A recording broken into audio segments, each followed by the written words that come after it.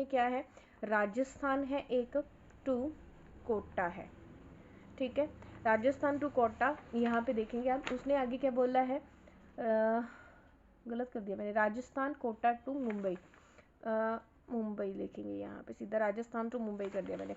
अब यहाँ पे उसने बोला है कि कितने का पड़ रहा है, तो मतलब सेलिंग प्राइस जो है वो, ये जो सेलिंग प्राइस है वो 20,000 रुपये है इसके लिए, तो कोस्ट प्राइस इसके लिए कितना बन जाएगा, वो भी 20,000 ही बनेगा, ठीक है।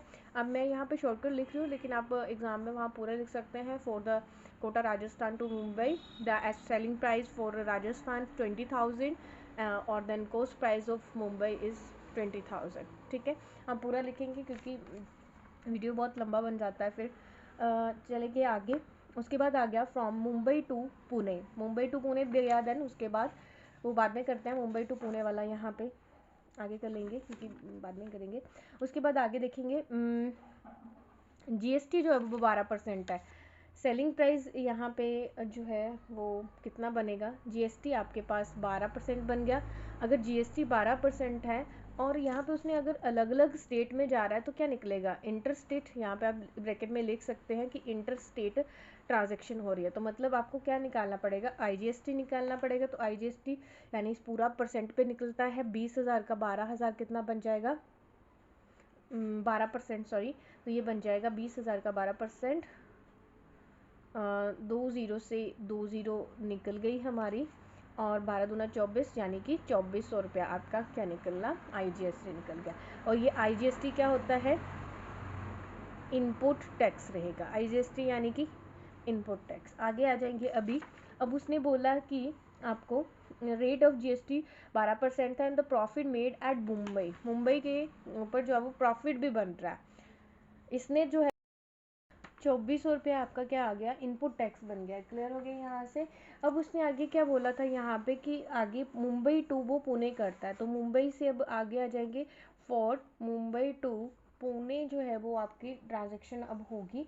तो प्रॉफिट कितना है यहाँ पे, कॉस्ट प्राइस उसका था 20,000 रुपये यहाँ पे, ठीक है। वो जीएसटी बाद में देखेंगे किसने नेट, हम तो यहाँ पे नेट निकाल रहे हैं तो फिर उसमें बाद में वो आउटपुट और इनपुट माइनस करके निकल जाएगा। तो यहाँ पे प्रॉफिट कितना कमाया उसने, मुंबई वाले ने प्रॉफिट जो है वो 5,000 रुपया कमा रहा है वो प्रॉफिट, तो 5,000 रुपया प्रॉफिट कमाया, तो ये कितना बन गया, इसका सेलिंग प्राइस बन गया 25,000 रुपये। तो इसका सेलिंग प्राइस 25 है, तो इसने इसका कॉस्ट प्राइस 25,000 होगा पुणे वाले का। अब यहाँ पे आ जाएंगे, ज़रा ध्यान से देखेंगे, जब वो मुंबई टू पुणे गया तो मुंबई टू पुणे जो है वो सेम स्टेट में गया, तो सीजीएसटी और एसजीएसटी मतलब क्या चलेगा यहाँ पे, इंट्रा ट्रांजैक्शन होगी, इंट्रा स्टेट ट्रांजैक्शन होगी। तो आपके पास यहाँ पे सीजीएसटी और एसजीएसटी दोनों निकलेंगे। तो सीजीएसटी अब कितने परसेंट पे थे, 12%, तो 6% निकल जाएगा, 6% कितना निकलेगा, 25,000 का, क्योंकि 25,000 पे मुंबई वाला जो है वो पुणे वाले को बेच रहा है, तो 25,000, और ये बन जाएगा सीधा 25,000, 25 का 150, 1,500 रुपया जो है वो आपका सीजीएसटी का, और 1,500 ही आपका एसजीएसटी का निकल जाएगा। तो ये जो नेट बनेगा यहाँ पे जीएसटी, नेट जीएसटी कितना बन जाएगा, 1,500 प्लस 1,500 कितना बन गया, 3,000 रुपया आपका जीएसटी जो है वो बन गया। ये क्या आया है, ये आउटपुट टैक्स आया है। अगर उसने यहाँ पे ऊपर था ये 2400 जो था वो इनपुट टैक्स था, और ये वाला जो निकल के आया ये आउटपुट टैक्स है। अगर उसने यहाँ पे क्वेश्चन में ये पूछा होता कि आपको ये बताना है कि इन टैक्स लाइबिलिटी कितनी पड़ रही है, टोटल टैक्स वो कितने पे कर रहे हैं, तो टोटल टैक्स, नेट टैक्स जो था वो आपका output tax minus of input tax चला जाना था, तो वो वहाँ पे आपको आगे करना पड़ना था क्वेश्चन। अभी तक उसने यहाँ तक ही पूछा है क्वेश्चन कि नेट जीएसटी बताना है, पुणे वाले को कितना पे करना पड़ा, तो पुणे वाले को कितना करना पड़ा, 3,000 रुपया नेट जीएसटी उसको देना पड़ा। क्लियर हो गया यहाँ से। अभी आ जाइए क्वेश्चन नंबर 4 के ऊपर, थोड़ा फास्ट करवा रही हूँ। क्वेश्चन नंबर 4 क्या है वो देखेंगे। A dealer in Banaras UP, he supply the good and services worth the 8,000 to dealer B in Agra UP, मतलब सेम स्टेट में हो रहा है, बनारस फॉर बनारस टू आगरा में, और क्या रहेगी, सेम स्टेट है तो इंट्रा स्टेट रहेगी। और आपको पता लग गया कि CGST और SGST दोनों निकालना है। बनारस के लिए सेलिंग प्राइस कितना था, 8,000 रुपये था। और यहाँ पे वो CGST कितना दे रहा है, CGST आपके पास कितना दे रहा है आपको, CGST वो है 18% है CGST। तो मतलब कि CGST 18% है, तो आपको यहाँ पे GST 18% है, CGST जो है वो आपको 9% पे निकलेगा। किसका, 8,000 का 9% कितना बन जाएगा, ये बनेगा 9/100 डिवाइडेड बाई 8,000 मल्टीप्लाई 8,000 देन 20 से 20 कट गई 720 आपका CGST same as it is आपका SGST भी 720 रहेगा। तो अभी आ जाएंगे, अब आगे देखते हैं। अगर हम यहाँ पे आप इनपुट टैक्स है ना ये, तो इनपुट टैक्स अगर निकाल लेंगे, क्योंकि वो भी निकाल लेते क्योंकि मैंने अभी तक पूरा क्वेश्चन नहीं पढ़ा है, तो पूरा क्वेश्चन पढ़ने के बाद ही हम 4 और ये 1440 रुपये जो है वो इनपुट टैक्स बन गया। ठीक है, अभी आगे आ जाएंगे, मैंने यहीं तक पढ़ा था क्वेश्चन, उसके बाद आ जाएंगे डीलर बी जो है वो in turn supply the same goods and services dealer C को दे रहा है। अब डीलर बी जो है वो सी को दे रहा है, बी कहाँ से था, आगरा से था। अब आ जाओ आगरा टू कहाँ चला गया, अब बिहार, पटना। अब ये स्टेट चेंज हो गया तो यहाँ क्या लगेगा, इंटर स्टेट ट्रांजैक्शन हो जाएगी। अब इंटर स्टेट है तो आपको क्या निकालना पड़ेगा, सिर्फ IGST ही निकालना पड़ेगा। तो अब यहाँ पे देखते हैं आगरा के लिए जो है वो कितना बनेगा, सेलिंग प्राइस उसका सेम ही, कॉस्ट प्राइस इसका लिए सेम था 8,000। और प्रॉफिट कितना कमाया भाई इसने, प्रॉफिट कमाया है 1,200 रुपया। तो प्रॉफिट आपके पास कितना बन जाएगा, प्रॉफिट आएगा 1,200 रुपया। जैसे मैं यहाँ पे ये शॉर्टकट में लिख रही हूँ सारी चीज़ें, जैसे कॉस्ट है तो आप पूरा लिखेंगे वहाँ पे, cost price for Agra 8,000, then profit for Agra कितना बन जाएगा 1,200। ठीक है, पूरा लिखेंगे। तो सेलिंग प्राइस कितना चलेगा फॉर आगरा के लिए, इसको ऐड कर लो, 9200 रुपये आपका सेलिंग प्राइस बन जाएगा, और यही इसका कॉस्ट प्राइस होगा 9200 रुपया। फिर कॉस्ट प्राइस लिखेंगे आप फॉर पटना के लिए, ये बनेगा। ठीक है, अब उसने ये बोला है कि and profit and find the input and output taxes. तो इनपुट टैक्स तो हमारा निकल चुका था, 1440 रुपये हमारा इनपुट टैक्स बन रहा था। उसके बाद आउटपुट टैक्स हमें निकालना है, लेकिन उसने बोला है कि डीलर के लिए निकालना है, डीलर सी का निकालना है। अंडर द सिस्टम ये तो हम निकाल लेंगे if the GST is, but C does not sell good and services further. वो अगर फर्दर नहीं कर रहा है तो उसके लिए तो आउटपुट टैक्स जो है वो ज़ीरो हो जाएगा, क्योंकि वो तो सेल ही नहीं कर रहा है आगे। तो आउटपुट टैक्स अब देखते हैं कितना निकलता है, क्या करते हैं हम यहाँ पे अब लेकिन यहाँ पे फिर अगर उसने ये बोल दिया है कि सी जो है वो आगे सेल नहीं कर रहा है, इसका मतलब क्या हुआ कि जो आगरा वाला था, क्लियर, आगरे वाला जो है उसको वो इनपुट टैक्स ले रहा है, तो मतलब ये आपका इनपुट टैक्स नहीं होगा। अब आपका इनपुट टैक्स कौन बनेगा, जो अभी निकलेगा, क्योंकि आगे ये किसी को बेच नहीं ना रहा है, तो ये आउटपुट टैक्स बनना था। ठीक है, समझ के, क्योंकि उसने इसकी बात नहीं किया, ऊपर वाले बनारस वाले की बात नहीं किया उसने, सिर्फ उसका यूज़ सिर्फ वहीं तक किया है, आगे नहीं किया। तो मतलब क्या कि निकलना तो इसका चाहिए था इनपुट टैक्स, लेकिन तभी निकलना था कि अगर सी वाला जो है वो द्वारा करता, आगे फर्दर वो चेंज करता, लेकिन नहीं किया तो उसने यहीं पे निकाल लेंगे। ठीक है, तो 12 ये बन गया आपके पास, तो इसका सीधा सा आप निकाल सकते हो।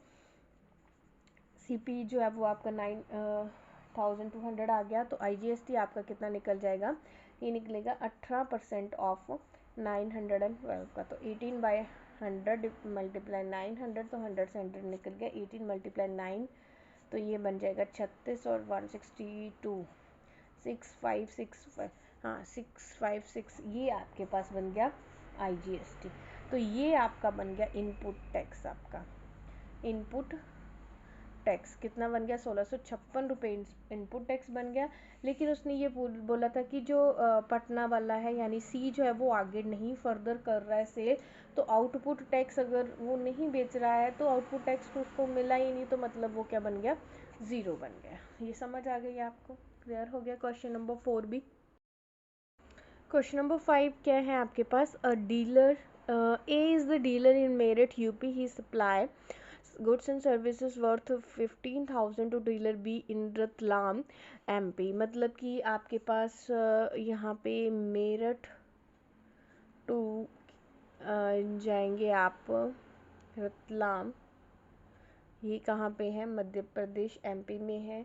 तो यहाँ पे आपका क्या लगेगा, एक स्टेट से दूसरी स्टेट में जा रहा है तो आईजीएसटी आपको निकालना पड़ जाएगा यहाँ पे, यानी कि कौन सी होगी, इंटर स्टेट ट्रांजैक्शन रहेगी। इंटर स्टेट ट्रांजैक्शन रहेगी तो जो सेलिंग प्राइस रहेगा, सेलिंग प्राइस इन मेरठ में कितना रहेगा, मेरठ में आपके पास सेलिंग प्राइस रहेगा 15,000। और उसके बाद उसने बोला है फॉर बी के लिए, अभी यहाँ पे ये तो था फॉर ए के लिए था मेरठ 15,000, और बी के लिए कौन है, यानी कि वो एमपी वाला, तो कॉस्ट प्राइस वही जो सेलिंग प्राइस था 15,000 वही इसका कॉस्ट प्राइस बन जाएगा। जैसे जैसे मैं आपको अगर सीधा ही वहाँ से ही जो मैं पहले कर रही थी मेरठ टू अगर मैं रतलाम करूँ तो ये इसका सेलिंग प्राइस 15,000 बनेगा। आपको लिखना ऐसे ही पड़ेगा भाई, वहाँ पे ये ध्यान रखना है। तो कॉस्ट प्राइस इसका कितना रहेगा, 15,000, सेम मैंने बोला था आपको। उसके बाद उसने क्या बोला है, उसके बाद बोला है कि dealer B in turn the supply and the same. पहले आईजीएसटी निकाल लेते हैं, कितने परसेंट पे बोला जीएसटी, उसने जीएसटी आपको बोला है 18% पे। तो आईजीएसटी कितना निकल जाएगा, वो 18% जो है वो 15,000 का निकलेगा। 18 divided by and multiply by 15,000। 15,000 है तो आपके पास 20 से 20 निकल गई। जब आप इसको मल्टीप्लाई करोगे तो ये 18 और 15 को मल्टीप्लाई करेंगे तो ये बन जाएगा आपके पास 27 ठीक है, 2700 आईजीएसटी आपका निकल गया। ये सीधा ये आपका कौन था, इनपुट टैक्स बन जाएगा। क्लियर हो गया, यहाँ पे इनपुट टैक्स है जो कौन कर रहा है पे, रतलाम वाला डीलर जो है वो मेरठ वाले डीलर को वो पे कर रहा है। आगे आ जाओ, उसके बाद उसने क्या बोला कि dealer B in turn supply the same goods and services to dealer C Jabalpur MP. अब यहाँ पे रतलाम टू जबलपुर कर रहा है, जबलपुर करेगा तो सेम स्टेट है तो कौन सी स्टेट निकलेगी, ये क्या निकलेगा, इंटर स्टेट ट्रांजैक्शन होगी। इंटर स्टेट है तो आपको एसजीएसटी सीजीएसटी दोनों निकालना पड़ेगा। तो रतलाम के लिए कॉस्ट प्राइस कितना था, 15,000 था। अब यहाँ पे प्रॉफिट उसने कितना बोला है, 3,000 रुपये प्रॉफिट बोला है। तो प्रॉफिट कितना आ गया, सारे क्वेश्चन लगभग सेम है तो आप कर सकते हो आप इजीली। 18,000 बन जाएगा। तो ये इसके लिए 18,000 जो था वो सेलिंग प्राइस था, तो इसके लिए ये क्या बन जाएगा, कॉस्ट प्राइस बन जाएगा। 18,000 ये बन गया। और उसके बाद उसने क्या पूछा है, अब इंट्रास्टेट है तो सीजीएसटी और एसजीएसटी दोनों निकलेंगे। एसजीएसटी जो है वो सीजीएसटी जो है वो अगर 18% था तो 9% जो है वो 18,000 का ये हम निकाल लेंगे यहाँ पे। तो ये बनेगा 900 मल्टीप्लाई 18,000, ये 20 से 20 निकल गई और ये बन गया 1620। 18 9 से 162 होता है और 0 एक साथ में लग गए। तो सेम एज इट इज़ ये भी इतना ही रहेगा। उसके बाद ये अगर यहाँ पे ऊपर मैंने इनपुट टैक्स तो निकाल लिया था, अब आउटपुट टैक्स था ये वाला। तो 1620 प्लस 1620 जो है वो आपका आउटपुट टैक्स बन जाएगा। वो कितना बन जाएगा, 0 4 12 और 1 3 32 40 जो है वो आपका आउटपुट टैक्स बन जाएगा। आपको नेट जीएसटी पूछा है इसमें। Yes, the goods and services due to the dealer C in the Jabalpur and C does not sell the goods and services further। वो कोई सर्विसेज नहीं कर रहा है फर्दर। तो मतलब क्या यहीं पे ख़त्म हो गया। 3240 माइनस ऑफ आउटपुट टैक्स, तो ये रहा। इनपुट टैक्स कितना था ऊपर, 2700 है तो 2700, 3240 में से 2700 निकाल दिया तो आपके पास कितना बन गया, 540। ठीक है, क्लियर है। यहाँ पे 540 बन गया। उसके बाद सेकेंड क्वेश्चन क्या था कि net tax payable by the dealer B, dealer B ने कितना जो है वो टैक्स जो है वो पे किया। डीलर बी ने कितना टैक्स पे किया, उसने तो जो है वो क्या किया था, 18,000 तो वही पे किया था। ठीक है, 18,000 तो इसने यही कर दिया। और या 540 बन गया आपके पास, क्या था, नेट आउटपुट टैक्स था ये, ठीक है। मतलब मैंने सेकंड पार्ट फर्स्ट पहले कर दिया है, और ये तो अभी हम फर्स्ट पार्ट देख लेंगे। तो फर्स्ट पार्ट क्या बन जाएगा, उसने बोला था good and services to dealer C in Jabalpur, assuming the dealer C does not sell the good and services further, वो आगे नहीं सर्विस कर रहा है, तो मतलब उसको तो पे करना ही पड़ा ना जीएसटी। तो उसको कितना पे करना पड़ा था, ये 3240 जो है वो जीएसटी टोटल निकला था, आउटपुट टैक्स इतना उसने पे किया था। तो 3240 प्लस, और साथ में कॉस्ट प्राइस कितना पड़ा था उसको, 18,000 रुपये। तो 18,000 और 3240 कितना बन रहा है, 04221, और ये 21,240 रुपये जो है वो उसको टोटल जो है वो पे करने पड़ रहे हैं आपके। क्लियर हो गया ये क्वेश्चंस?